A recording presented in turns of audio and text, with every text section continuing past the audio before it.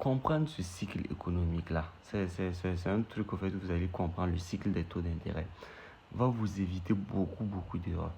Parce que hier, j'étais en coaching avec un gars et je me suis rendu compte que, bon, rien que ce cycle-là, il ne comprenait pas. Il fallait qu'il comprenne que non, il fallait qu'il comprenne les taux d'intérêt de manière simple, en fait. Quand on disait de baisser, quand on disait ça, bon, il comprenait tout, mais est-ce qu'il comprenait le cycle? Est-ce qu'il savait on était à quel moment précis du cycle? Parce que le cycle que vous voyez, il faut savoir qu'il y a deux cas. On a d'abord une politique monétaire où on appelle Akitch, où on augmente les taux d'intérêt, une politique monétaire qu'on appelle Dovich, où on baisse les taux d'intérêt. Et savoir si on est dans une politique monétaire Dovich ou Akitch, c'est d'abord le premier truc.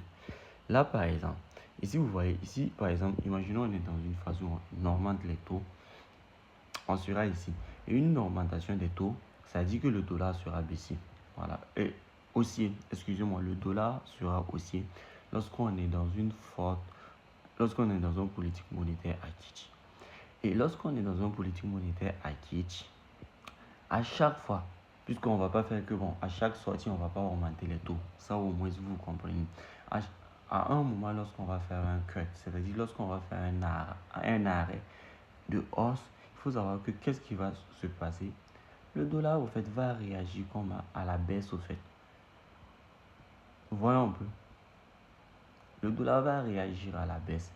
Et c'est ce que beaucoup de gens ne comprennent pas.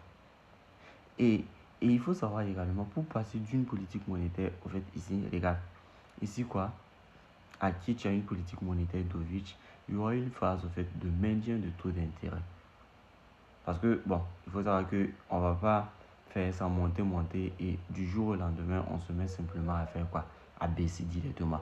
On va faire une phase où on maintient beaucoup les taux. On va maintenir par exemple 2-3 sorties ici avant de faire quoi? De commencer à baisser.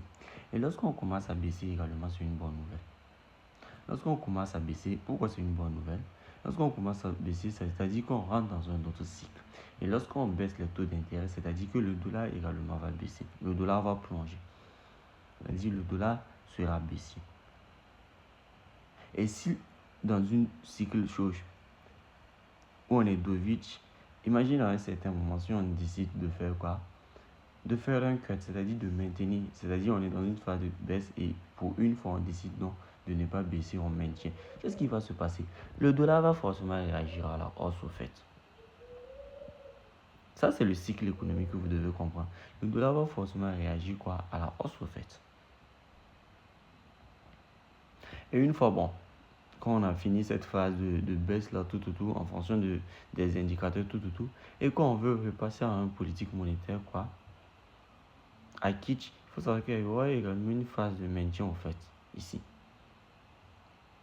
Et après, en normal. Mais il faut savoir qu'actuellement, nous, on est dans cette phase-là. C'est pour ça que j'ai mis ça en gros. On est dans une politique monétaire Dovich où on veut garder le dollar comme un baissier, au fait.